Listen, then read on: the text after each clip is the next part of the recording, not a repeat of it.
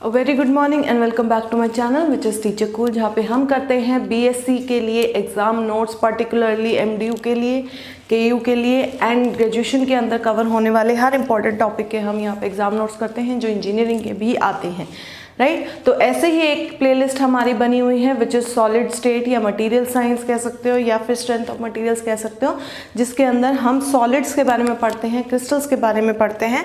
और ऐसी ही प्लेलिस्ट के अंदर हमने ऑलरेडी बहुत सारे जो इंपॉर्टेंट क्वेश्चंस हैं उनके एग्जाम नोट्स कर रखे हैं। आज हम एक और क्वेश्चन लेके आए हैं। ये क्वेश्चन इतना इम्पॉर्टेंट है कि ये भी अकेला आपको पास करा सकता है, तो इसे मिस नहीं करना है। It is very important. अगर समझ आएगा तो ये बिल्कुल ऐसे होगा, नहीं आएगा तो ये ही सर को घुमा देगा। ट्रस्ट मी, ये बहुत इंपॉर्टेंट क्वेश्चन है लेकिन बहुत इजी है अगर समझ के करे तो लेट्स स्टार्ट बिना टाइम वेस्ट करते हुए। तो स्टार्ट करने से पहले जो ऑलरेडी चैनल को सब्सक्राइब कर चुके हैं इट्स वेल एंड गुड, लेकिन जिन्होंने अभी तक चैनल को सब्सक्राइब नहीं किया है या चैनल के ऊपर नए आए हैं, जल्दी से हमारे चैनल को सब्सक्राइब करिए, बेल आइकन को हिट करिए ताकि हमारी हर नई अपडेट आप तक टाइमली पहुंचे और आप उसे देख पाए। तो स्टार्ट करते हैं बिना टाइम वेस्ट करते हुए। आज का question it is related to reciprocal lattice. Reciprocal lattice क्या है, उसकी क्या प्रॉपर्टीज़ हैं, उसका क्या सिग्निफिकेंस है एंड उसे आप कैसे एक दूसरी लैटिस से कन्वर्ट करके वापस से लेकर आते हैं बीसीसी से एफसीसी में, एफसीसी से बीसीसी में। तो यही कुछ चीज़ें आज हम देखने वाले हैं। अब इस क्वेश्चन का क्या है, ये पार्ट्स में भी आ सकता है लेकिन कंप्लीट एक पूरा इतना क्वेश्चन भी बन के आ सकता है पेपर में, राइट। तो समझते हैं सबसे पहले रेसिप्रोकल लैटिस क्या है, लेकिन उससे समझने से पहले हमें पता लगाना होगा कि हमें रेसिप्रोकल लैटिस की ज़रूरत पड़ी क्यों, राइट। तो उसको देखने के लिए मैंने यहाँ पे कुछ लैटिस पॉइंट्स डिस्क्राइब करे हैं। तो हुआ क्या, जब हमने लैटिसेस को पढ़ना स्टार्ट करा तो हमारे पास कुछ इस तरीके का स्ट्रक्चर था लैटिस पॉइंट्स का, जिसके ऊपर हमारा सरफेस था।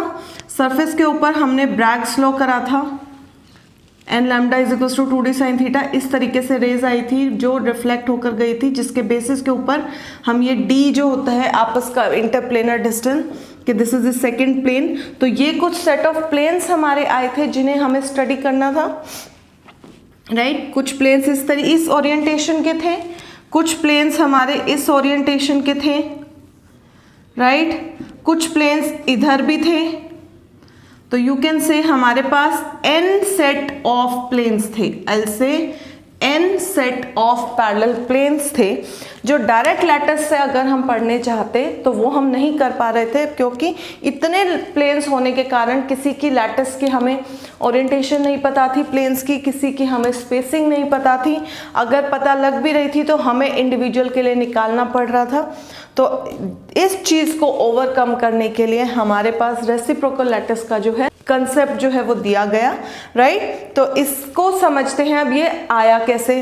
अब अगर आप देखो तो जो डायरेक्ट लैटिस है उसके लिए हमें इनकी ओरिएंटेशन भी चाहिएगी, समथिंग रिलेटेड टू थीटा, कि आप कौन से प्लेन से एंगल ले रहे हैं, इनके आपस का डिस्टेंस भी आपको चाहिएगा। तो वो सारी चीज़ें बहुत ईजी तरीके से हमें किसने दी थी, रेसिप्रोकल लैटिस ने। So we'll write कि each crystal is associated with two sets of lattices। जितने भी वर्ल्ड में क्रिस्टल है, यूनिवर्स में क्रिस्टल्स है, उन सब के साथ हमारी दो लैटिसेस कनेक्टेड होंगी। One is the direct lattice जिसमें अभी तक हम पढ़ते हुए आ रहे थे, another one is reciprocal lattice, ठीक है। Now but using reciprocal lattice makes it easier to find the scope of planes and interplanar spacing.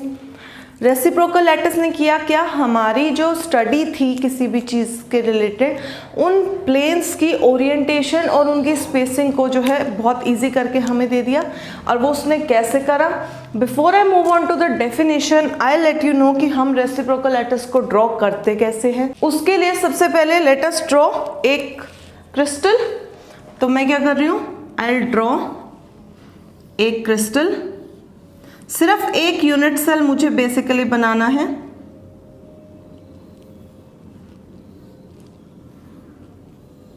Right. अब देखो ये जो मेरा यूनिट सेल बना है इसके लिए I need a set of parallel planes. तो पैरेलल प्लेन्स के लिए सबसे पहले मैंने क्या किया, ये दो प्लेन्स उठाए, ठीक है। ये दो प्लेन से अब I say each set of parallel planes on direct lattice ये एक सेट ऑफ पैरेलल प्लेन्स आ गया, डायरेक्ट लैटिस के अंदर आ गया। Can be represented by a normal to these planes. अब मुझे इनके ऊपर एक हाइपोथेटिकल ओरिजिन मैं मान लेती हूँ। लेट अस से कि ये जो पॉइंट है ये मेरा हाइपोथेटिकल ओरिजिन है, एंड इससे मुझे एक क्या करना है, represented by a normal to these planes. तो मैंने यहाँ से एक नॉर्मल ड्रॉ कर दिया, ठीक है। अगर आप देखेंगे इसे बैकवर्ड अगर मैं एक्सटेंड करती हूँ तो ये इसके ऊपर भी क्या है, नॉर्मल है, क्योंकि ये दोनों पैरेलल सेट ऑफ प्लेन्स है। Having length proportional to 1/DHKL, मतलब जो मेरी इनके बीच की लेंथ है DHKL, इन दोनों प्लेन्स के बीच का जो डिस्टेंस है, तो इसकी ये लेंथ कितनी होगी, length will be equals to 1/DHKL। इतनी लेंथ के बराबर का जो नॉर्मल है वो रिप्रेजेंट करेगा मेरे सेट ऑफ पैरेलल प्लेन्स को। That's it. रेसिप्रोकल लैटिस क्या है, मेरे पास डायरेक्ट लैटिस के अंदर कोई भी सेट ऑफ पैरेलल प्लेन्स है, उसके लिए मैंने एक नॉर्मल ड्रॉ करा। नॉर्मल की जो लेंथ थी वो किसके बराबर थी, इन प्लेन्स की जो डिस्टेंस है आपस में उसके रेसिप्रोकल के। तो अगर आप देखें कि इतनी लेंथ के बाद एक और सेट पॉइंट आ जाएगा। Now this is a set point, this is a set point. ऐसे ही अगर मैं आगे आगे मूव करती जाऊंगी या पीछे पीछे मूव करती जाऊंगी तो मेरे पास एक अरेंजमेंट ऑफ पॉइंट्स आ जाएगी ऑफ कितना डिस्टेंस, 1/DHKL। तो ऐसे ही the mark terminal points of all such normals, ये वाला और ये वाला terminal end points correspond to a regular arrangement. ये क्या बना देंगे, एक रेगुलर अरेंजमेंट बना देंगे, which is also a lattice arrangement. And lattice arrangement होने के कारण इस लैटिस अरेंजमेंट को हम क्या नाम देंगे, रेसिप्रोकल लैटिस।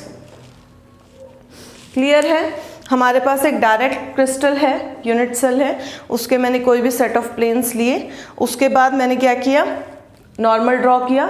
नॉर्मल की लेंथ को मैंने स्पेसिफाई कर दिया 1/DHKL, DHKL क्या इनके बीच का डिस्टेंस, और मैंने उसको कर दिया। तो अब ये जो नॉर्मल मैंने बनाया है इट विल रिप्रेजेंट इस डायरेक्शन में जितने भी सेट ऑफ पैरेलल प्लेन्स होंगे, ये अकेला नॉर्मल उन सबको रिप्रेजेंट कर देगा, ठीक है। इसी तरीके से अगर मुझे दूसरी डायरेक्शन के अंदर चाहिए विच इज दिस वन, तो यही पॉइंट होगा हाइपोथेटिकल ओरिजिन। तो यहां से मेरा एक नॉर्मल बनेगा, इनका आपस का डिस्टेंस DHKL डैश कर देते हैं इस डायरेक्शन के लिए, ऑलमोस्ट सेम होता है but let's say it is different क्योंकि हमारे पास अलग अलग स्ट्रक्चर्स होते हैं। तो इसकी लेंथ कितनी हो जाएगी, L dash will be 1/DHKL dash, and ये एक अलग से पॉइंट आ जाएगा। तो इसी तरीके से इस डायरेक्शन के सेट ऑफ प्लेन्स कौन डिफाइन कर देगा, ये वाला normal. This is reciprocal lattice. अब एक बार अच्छे से डेफिनेशन देखते हैं। Each set of parallel planes on direct lattice can be represented by a normal to these planes having length 1/DHKL. The marked terminal points of all such normals, ये दोनों will correspond to a regular arrangement, और उस regular arrangement को हम क्या नाम दे देंगे, reciprocal lattice, ठीक है। तो we'll say each point in reciprocal lattice represents a point of a particular set of planes. अब ये जितने भी पॉइंट्स आएंगे वो हर एक पॉइंट एक सेट ऑफ प्लेन्स को रिप्रेजेंट करेगा, क्योंकि इस पॉइंट से इस पॉइंट तक जाने में ये सब डिफाइन हो जाएंगे। तो आई कैन डायरेक्टली से कि ये जो पॉइंट है ये अपने आप ही एक सेट ऑफ प्लेन्स का पर्टिकुलर पॉइंट रिप्रेजेंट करेगा, ठीक है। अब हमने जब डायरेक्ट लैटिस करी थी तो उसके अंदर हमने ट्रांसलेशन वेक्टर किया था, दैट सेड कि अगर मुझे क्रिस्टल को कहीं से उठा के कहीं मूव करना है कंप्लीट यूनिट के फॉर्म में ही, तो I will need a translation vector. तो उसी तरीके से मेरे रेसिप्रोकल लैटिस के अंदर जो ट्रांसलेशन वेक्टर आएगा उसको नाम देंगे primitive translation vector in reciprocal lattice. अब ये क्या होगा, a vector whose magnitude is D1/DHKL and direction is parallel to normal. अब देखो हमने नॉर्मल ऑलरेडी ड्रॉ कर रखा है, तो मेरा ट्रांसलेशन वेक्टर क्या होगा, इतनी ही लेंथ का होगा, this will be my T, जिसका मैग्नीट्यूड जो है 1/dh के लिए होगा, लेकिन इसकी जो डायरेक्शन होगी वो मेरे नॉर्मल्स के पैरेलल होगी। इस डायरेक्शन में देखेंगे तो यहाँ पे आ जाएगा, this will be my T dash corresponding to L dash. ठीक है, तो इसी तरीके से I will say a vector whose magnitude is 1/dh and direction is parallel to normal, ये वाला नॉर्मल ऑफ HKL प्लेन का सेट। ठीक है, तो ये हो गया मेरा प्रिमिटिव ट्रांसलेशन वेक्टर। उसके बाद अब अगर मुझे आप बोलते हो कि टेल मी इन जनरल हम रेसिप्रोकल लैटिस को रिप्रेजेंट कैसे करेंगे, तो उसके ऊपर चलते हैं। नाउ इफ़ यू रिमेंबर, जब हमने डायरेक्ट लैटिस के यूनिट सेल्स करे थे तो हमने क्या बोला था कि मेरा जो भी यूनिट सेल होता है उसे will place it on XYZ। XYZ को हमने यहाँ पे नाम क्या दिए थे, ABC वेक्टर्स, विच इज यहाँ पे मैंने बोला था A, मतलब this is A, this will B B and ये मेरा क्या होगा C। ठीक है, इसी के बेसिस के ऊपर हमने एक क्वेश्चन किया था कि स्केलर ट्रिपल प्रोडक्ट बताओ वो क्या होता है, क्या रिप्रेजेंट करता है एंड क्या हम उसके डॉट और क्रॉस को रिवर्स कर सकते हैं। तो उससे मेरे पास एक चीज़ निकल के आई थी कि जो भी मेरा ट्रिपल प्रोडक्ट होता है which is C.A cross B, B.C cross A dot B cross C, वो मुझे क्या देगा, इस यूनिट सेल की वॉल्यूम। किसी भी लैटिस में आप काम करेंगे तो जो भी मेरा ये जो वेक्टर्स हैं ABC, इनकी फॉर्म में अगर मैं एक ट्रिपल प्रोडक्ट निकालती हूँ तो I will get the volume. तो सबसे पहले निकाल लेते हैं वॉल्यूम, बिकॉज हमें अब कन्वर्जन फैक्टर निकालना है या कन्वर्जन टेक्निक निकालनी है जिससे कि मैं डायरेक्ट लैटिस के कोऑर्डिनेट्स को रेसिप्रोकल के अंदर कन्वर्ट कर सकूँ। तो उसके लिए सबसे पहले डिनोमिनेटर में आई नीड वॉल्यूम। तो वॉल्यूम का एक्सप्रेशन जो है मैंने लिख लिया। अब जब हम बात करते हैं रेसिप्रोकल लैटिस के अंदर तो हमारा एक रिलेशन जो है वो हमेशा होल्ड करता है which is G.T is equal to 2n pi. मतलब G क्या है मेरा, G is my reciprocal lattice vector, कि रेसिप्रोकल लैटिस के अंदर मेरा जो भी पॉइंट होगा उसका कोई वेक्टर होगा तो वो क्या होगा, HAKB plus LC। What is ABC now, जो हमारा पहले A था डायरेक्ट लैटिस के अंदर, अगर अब यही क्रिस्टल को मैं रेसिप्रोकल लैटिस मांगती हूँ तो ये मेरा किस में कन्वर्ट हो जाएगा, A वेक्टर, ये हो जाएगा B वेक्टर में and this will get converted to capital C vector. अब पहले जब हम इसमें करते थे तो हम करते थे N1A plus N2B plus N3C, तो उससे मेरा एक पॉइंट निकल के आता था। अब मैं क्या करूंगी, HKL प्लेन्स को ही हम डिफाइन कर रहे हैं, जो भी पॉइंट है वो सारे सेट ऑफ प्लेन्स के ऊपर ही लाई कर रहे हैं, तो मैं सीधा HKL से ही मल्टीप्लाई करूंगी HAKB प्लस LC। तो ये मुझे क्या दे देगा, मेरा रेसिप्रोकल लैटिस का वेक्टर। अब अगर रेसिप्रोकल लैटिस वेक्टर को मैं ट्रांसलेशन वेक्टर से मल्टीप्लाई करती हूँ तो I get integral multiples of 2 pi. ये मुझे क्या इंफॉर्मेशन निकाल के देगा, this is the major relation of reciprocal lattice, जिससे मुझे क्या निकल के आएगा कि मेरा ट्रांसलेशन वेक्टर तो यही रहेगा जो डायरेक्ट लैटिस का रहता है।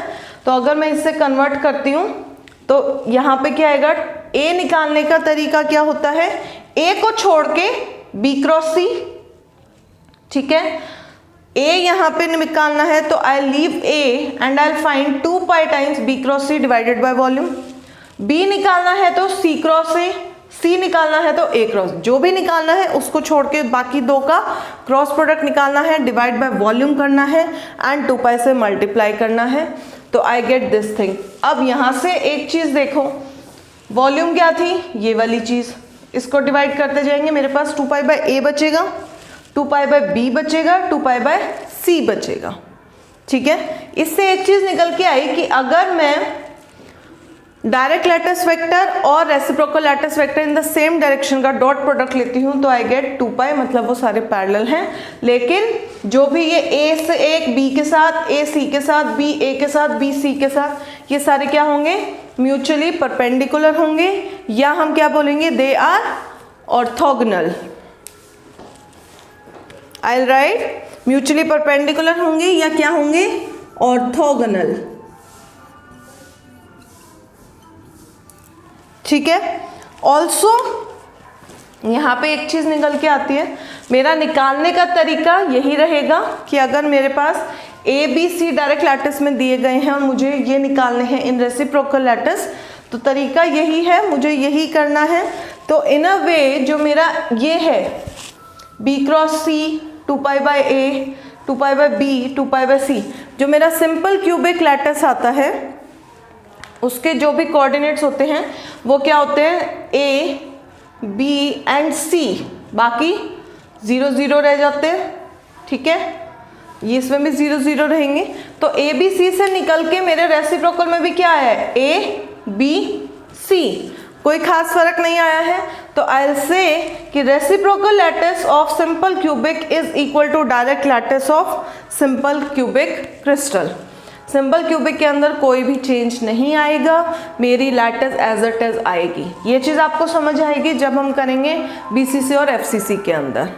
सो the next topic is properties of reciprocal lattice. तो सबसे पहले A star is equals to A, B star is equals to B, C star is equals to C। That means कि मेरी जो रेसिप्रोकल है, स्टार का मतलब A वेक्टर का रेसिप्रोकल, वो किसके बराबर होगा, A के बराबर होगा, क्योंकि हम A से ही निकाल रहे हैं। B का रेसिप्रोकल रेसिप्रोकल लैटिस के B के बराबर होगा। C का रेसिप्रोकल रेसिप्रोकल लैटिस के C के बराबर होगा। ठीक है, this is common sense only. अब next is every direct lattice is reciprocal to its own reciprocal lattice. इसका क्या मतलब है बताने का, this is again common sense. ठीक है, इसमें कोई खास साइंस नहीं है। The basic thing is, for example mathematics लेते हैं, मेरे पास डायरेक्ट लैटिस इज 2, मैं इसका रेसिप्रोकल निकालती हूँ, इट विल बी 1/2, राइट। इसका रेसिप्रोकल क्या है ये, अगर मैं इसके रेसिप्रोकल का रेसिप्रोकल निकाल देती हूँ तो मेरा डायरेक्ट लैटिस आ जाएगा। ये सिर्फ यही चीज़ है कि जो मेरे रेसिप्रोकल लैटिस है उसका अगर मैं रेसिप्रोकल निकालूंगी तो वो डायरेक्ट ही निकल के आएगी। Obviously everything is getting reciprocally ले रहे हैं तो वो एक दूसरे के ही बराबर आएगी, right. So the next point is distance of a reciprocal point from the origin is 1/DHKL, जो हमने यहाँ पे किया था।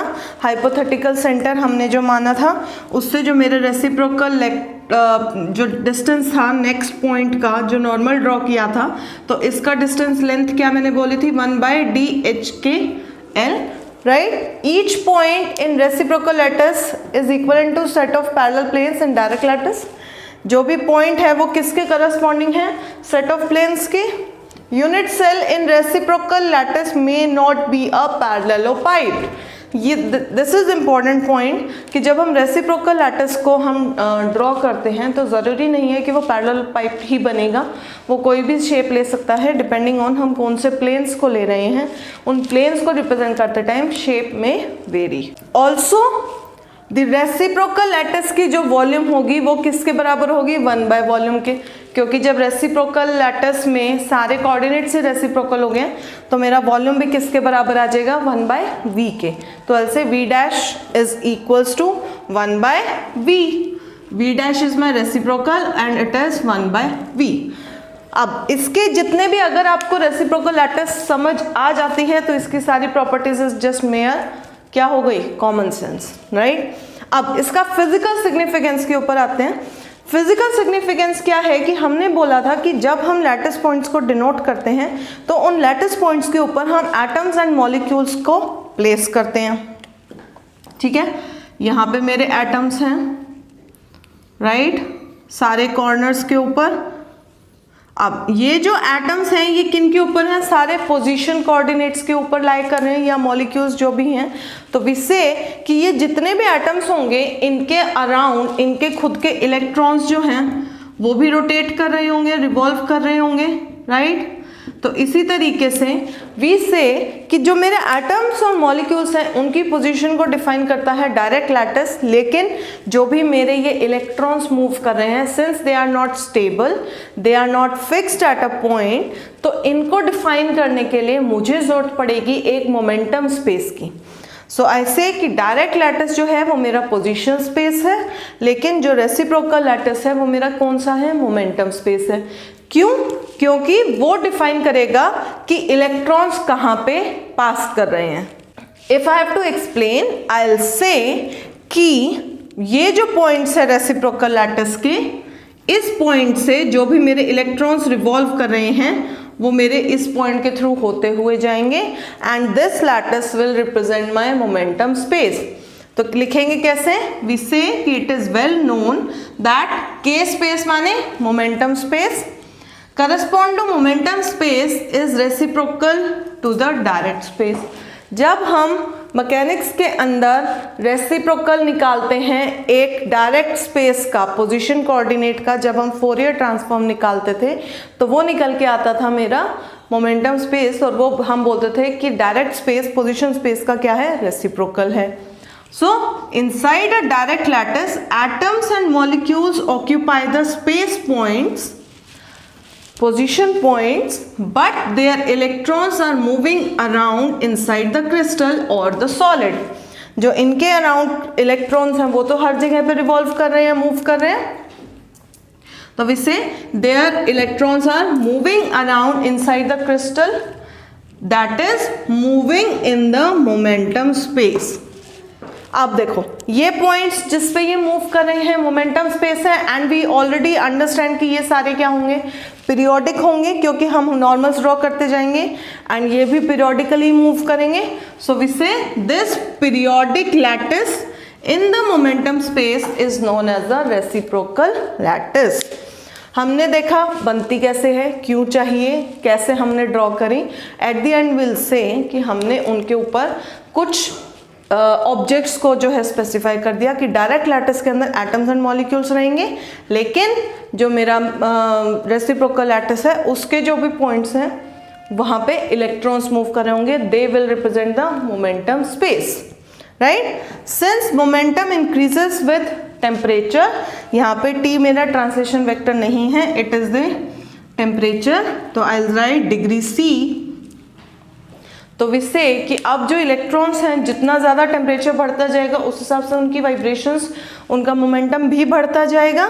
तो ऐसे molecules have different momentum space points for different temperatures, लेकिन दो lattice point will still differ by reciprocal lattice vector.